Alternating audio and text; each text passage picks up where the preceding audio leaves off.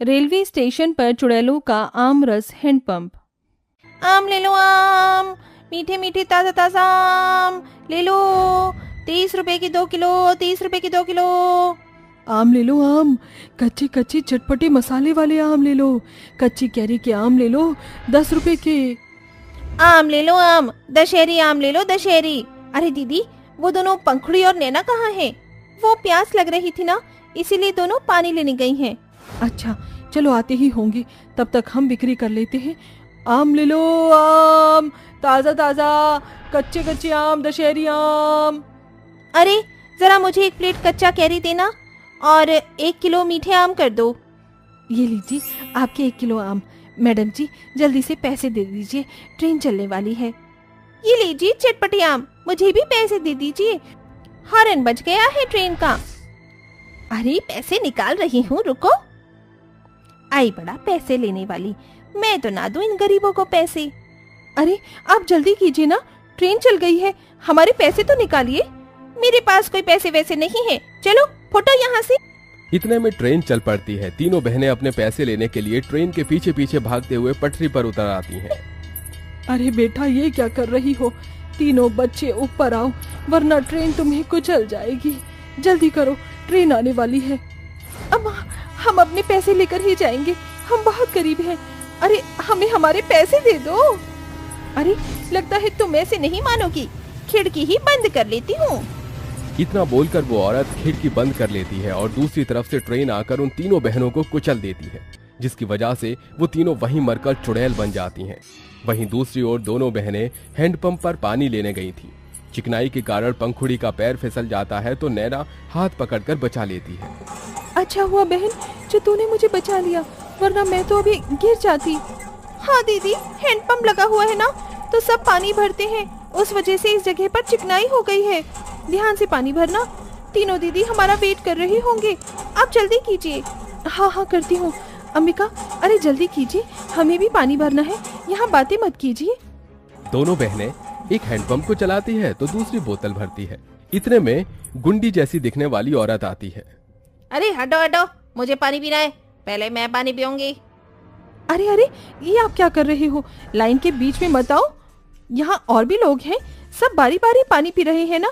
आप भी नियमों का पालन कीजिए, हम भी पीछे हैं आपके, आप भी पीछे आ जाइए। ए मुझे ज्यादा चला मत, समझी?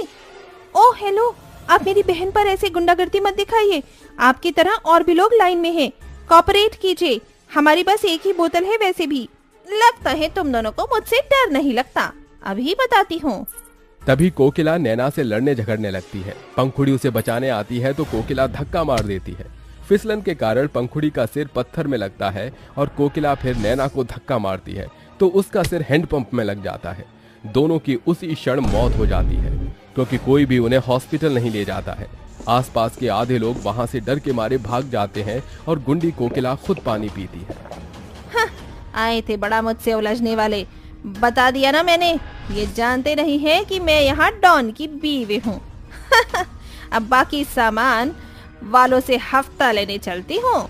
ऐसा बोलकर वो हफ्ता लेने चली जाती है। वहीं वो दोनों बहन भी चुड़ैल बनकर वापस लौटती हैं। तभी आम बेचने वाली तीनों बहन उधर आ जाती हैं। पांचों चुड़ैलें एक दूसरे को देखकर कहती हैं, पंखुड़ी, नैना, तुम दोनों भी, क्या हुआ तुम्हारे साथ?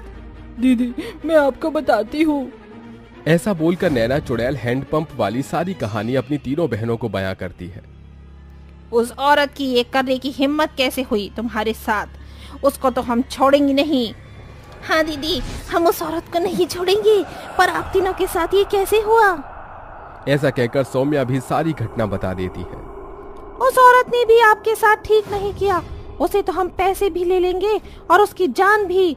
अब हम लोगों को सबक सिखाएंगे, इसी हैंडपंप से अपने बचे हुए आम को डालकर आम रस बनाएंगे, फिर जो भी इस हैंडपंप से आम रस पिएगा वो मर जाएगा।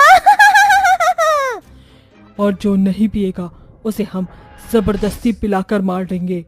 तभी पांचों चुड़ैल अपनी शक्ति से उस हैंडपंप पर ऐसा जादू करती हैं कि वो हैंडपंप अब जहरीला आम रस देने लगता है और चुड़ैलें अपने इंसानी रूप में आकर वहां लोगों के आने का इंतजार करती हैं। अरे आइए आइए, पी लीजिए, पता है इस हैंडपंप से आम रस आ रहा है। ऐसा कैसे हो सकता है? मुझे तो कुछ गड़बड़ लग रही है, मुझे नहीं पीना। लगता है तू ऐसे नहीं पिएगा, जबरदस्ती करनी पड़ेगी। तभी कविता चुड़ैल के रूप में आकर जबरदस्ती नितिन को आमरस पिलाती है और मार डालती है, जिसे देखकर चारों चुड़ैलें खुश होती हैं। ऐसे ही वो आने वाले लोगों के साथ करती हैं। फिर हफ्ता वसूलने वाली वही गुंडी सी औरत हैंडपंप पर पानी पीने आती है।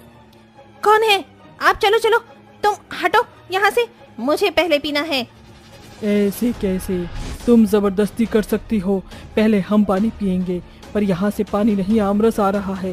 पहले मैं वो मीठा मीठा आमरस पीऊंगी। आमरस? वो तो पहले मैं पीऊंगी अब। इतना बोलकर कोकिला राशि को धक्का मार आमरस पीने के लिए बढ़ती है कि पांचों चुड़ैल अपने असली रूप में आकर उसे बहुत मारती है और जबरदस्ती आमरस पिलाती है। ये क्या कर रही हो? अरे बचाओ मुझे, बचाओ, 5 चुड़ैल हैं यहाँ। अब तेरी मरने की बारी है। तूने हमें मार दिया था ना? वो भी बड़ी बेरहमी के साथ मारा था ना। अब तो ये आमरस पीकर मरेगी। तभी 2 चुड़ैल उसको हैंडपंप के नीचे जबरदस्ती लिटाती हैं और एक चुड़ैल हैंडपंप चलाती है, जिससे वो जहरीला आमरस जबरदस्ती पीती है और कुछ ही देर में मर जाती है। अब मेरे कलेजे को ठंडक मिल रही है। जैसे इसने मेरी बहन को मारा है, उससे भी दर्द वाली मौत दी है। अब तो दूसरी औरत को ढूंढ कर मारना है हमें। पांचों चुड़ैल उस औरत को ढूंढने के चक्कर में इंसान के बीच में ट्रेन के अंदर जाकर उसे ढूंढती हैं। 1 महीना बीत जाता है। फिर एक दिन वही चालाक औरत दूसरे गरीब के साथ ऐसे ही करती है।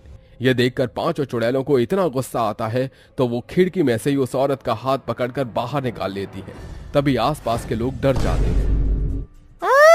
कौन है? कौन है? चुड़ैल, छोड़ो मुझे चुड़ैल। ऐसे कैसे छोड़ दे तुझे?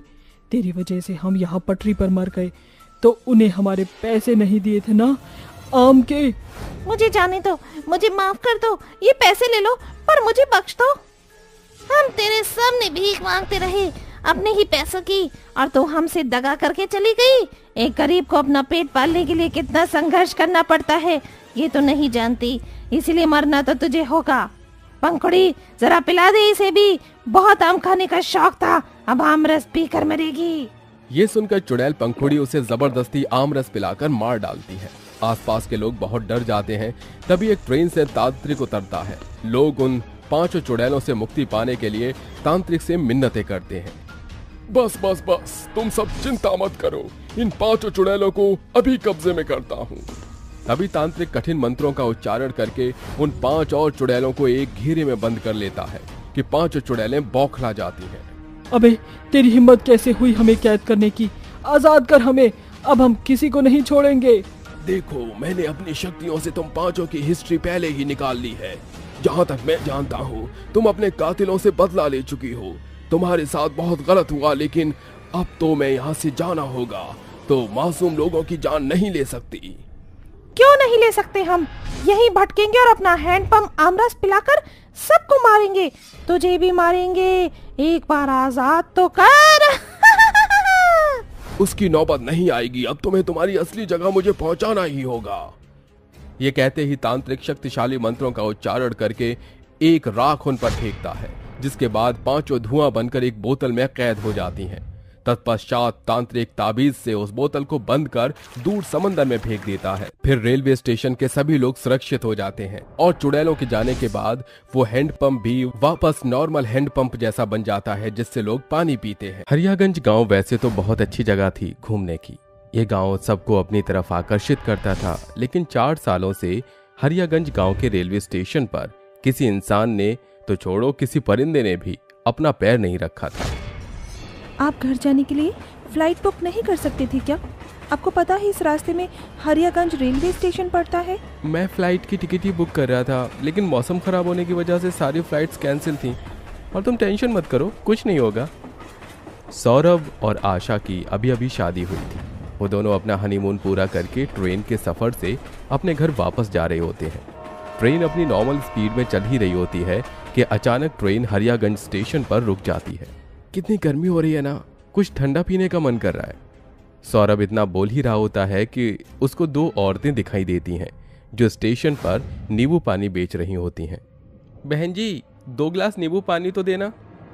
ये लीजिए। इतनी रात में नींबू पानी कौन बेचता है? मुझे कुछ ठीक नहीं लग रहा है। ओफो, तुम भी कितना शक करती हो। मैं तो पी रहा हूँ, मुझे तो बहुत प्यास लग रही है। सौरभ अपनी पत्नी की बात नहीं मानता है, जिसके बाद वो नींबू पानी पी लेता है। नींबू पानी पीते ही सौरभ को खांसी आना शुरू हो जाती है, जिसके बाद वो वहीं मर जाता है। क्या हुआ आपको? आप कुछ बोल क्यों नहीं रहे हैं? क्या पिला है तुमने इन्हें? आशा के बोलते ही वो दोनों औरतें चुड़ैल में बदल जाती हैं और वहां 2 और चुड़ैल आ जाती हैं, जिसे देखकर आशा डर जाती है और वो चारों चुड़ैलें आशा को भी वहीं मार देती हैं। हरियागंज स्टेशन की ये कोई नई बात नहीं थी, वहां पहले भी ऐसे कई मर्डर देखे गए थे। जिसके बाद ऐसे ही कुछ दिन बीत जाते हैं। वैसे यार मानना पड़ेगा, कार्तिक का ट्रेन से आने का प्लान सच में ही अमेजिंग है। लेकिन गौरव, तुझे क्या हुआ? तू क्यों इतना चुप चुप बैठा है? कुछ नहीं गाइस, कार्तिक तेरे गांव का नाम लखनपुर है ना? हाँ, लेकिन क्यों, क्या हुआ? लखनपुर जाने के रास्ते के बीच में हरियागंज गांव का रेलवे स्टेशन पड़ता है। मैंने कई बार इस स्टेशन के बारे में सुना है। कहा जाता है इस स्टेशन कोई मामूली स्टेशन नहीं। आज तक जो भी ट्रेन इस स्टेशन पर रुकी है उसमें से कई पैसेंजर की लाश इस स्टेशन पर पाई गई है। तो तुझे क्या लगता है, अगर हमारी भी ट्रेन इस स्टेशन पर रुकेगी तो हम भी वहां मर जाएंगे? गौरव, हो सकता है ये किसी चोर का काम हो, लूटपाट करने के समय में वो लोगों को मार देता हो। और वैसे भी हरियागंज रेलवे स्टेशन पूरा का पूरा खाली है, तो वहाँ चोरों का होना जायज़ है। लेकिन मैंने जितनी भी इसके बारे में न्यूज़ सुनी है उसमें कहीं पर भी लूटपाट का नाम नहीं आया है।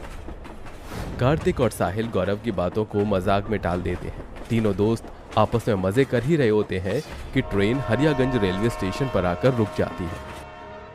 तो ये है हरियागंज रेलवे स्टेशन, लेकिन मुझे तो यहाँ कुछ भी भूतिया नहीं लग रहा है। कोई है? हेलो, कोई है क्या मिस्टर भूत? लगता है ये कोई भूत नहीं, मिसेस चुड़ैल। कोई है क्या? ये क्या, यहाँ तो कोई भी नहीं है। ट्रेन की खिड़की से ऐसे क्यों चिल्ला रहा है? मैं तो बस तेरे भूत या चुड़ैल को बुला रहा था। साहिल गौरव का मजाक उड़ा ही रहा होता है कि तभी कार्तिक को 4 औरतें दिखाई देती हैं, जो नींबू पानी बेच रही होती हैं। नींबू पानी ले लो, ठंडा ठंडा मीठा मीठा नींबू पानी ले लो। तुम दोनों बहस ही करते रहोगे या नींबू पानी भी पियोगे? मुझे तो बहुत प्यास लग रही है यार। ए नींबू पानी वाली, जरा 3 गिलास नींबू पानी देना। नींबू पानी ठंडा तो है ना? हाँ साहब, बहुत ठंडा है ये, आपकी सारी प्यास बुझा देगा, हमेशा हमेशा के लिए। क्या कहा तुमने? कुछ नहीं साहब। कार्तिक और साहिल नींबू पानी पीने ही वाले होते हैं कि अचानक गौरव ट्रेन की खिड़की से उन औरतों के पैरों को देख लेता है, जिसे देखकर वो काफी डर जाता है और उन लोगों के हाथों से नींबू पानी लेकर फेंक देता है। तो क्या पागल हो गया है? और जल्दी से इन लोगों के पैर देख। गौरव के कहते ही साहिल और कार्तिक उन औरतों के पैर देखते हैं, जिसे देखकर वो लोग काफी डर जाते हैं, क्योंकि उनके पैर उल्टे होते हैं। इसे देखकर वो तीनों ट्रेन के अंदर भागने लगते हैं, लेकिन आगे उन्हें कोई भी रास्ता नहीं मिलता, जिसके बाद उन्हें ट्रेन से बाहर आना पड़ता है। गौरव, तुमने सही कहा था, यह स्टेशन सच में भूतिया है। कार्तिक के इतना कहते ही वो चारों औरतें अपने असली चुड़ैल के रूप में आ जाती हैं। कहाँ तक भागोगे, अब तुम्हें कोई नहीं बचा पाएगा। इतना कहकर खुशबू और ममता साहिल और कार्तिक को जबरदस्ती नींबू पानी पिला देती हैं, जिसको पीते ही कार्तिक और साहिल की वही मौत हो जाती है। तेरे दोस्तों गए, अब तू नहीं बचेगा। तुम लोग क्यों मासूम लोगों को मार रही हो? हम लोगों ने तुम्हारा क्या बिगाड़ा है? बिगाड़ा तो हम लोगों ने, उन लोगों का भी कुछ नहीं था, फिर हमारे साथ ऐसा क्यों हुआ? क्या हुआ था आप लोगों के साथ? गौरव के पूछने पर वो चारों चुड़ैलें अपनी कहानी बताती हैं। बस कुछ देर और गाइस, फिर हम हरियागंज गांव पहुंच जाएंगे। अनु, खुशबू, ममता और खुशी चारों कॉलेज फ्रेंड होती हैं। अपनी समर वेकेशन के लिए वो हरियागंज गांव जा रही होती हैं। चलो आ गई, हमारी मंजिल भी आ गई। चारों सहेलियां स्टेशन पर उतर जाती हैं।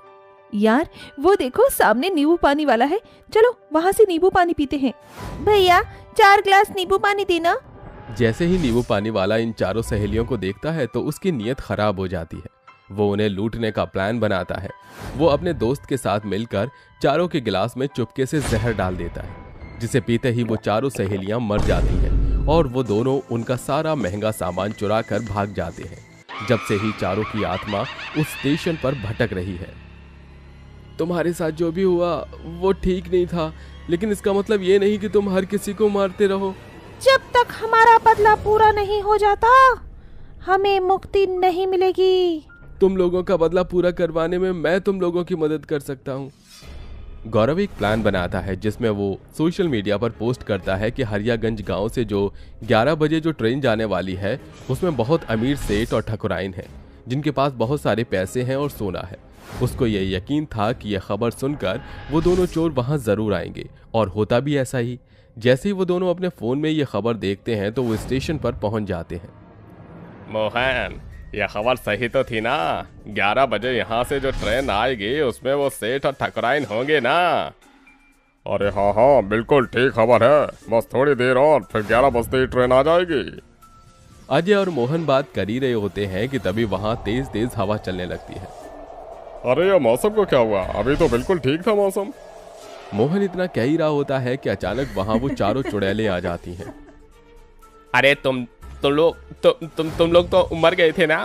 तुम्हें क्या लगा तुम लोग हमें मार कर भाग जाओगे और बच जाओगे?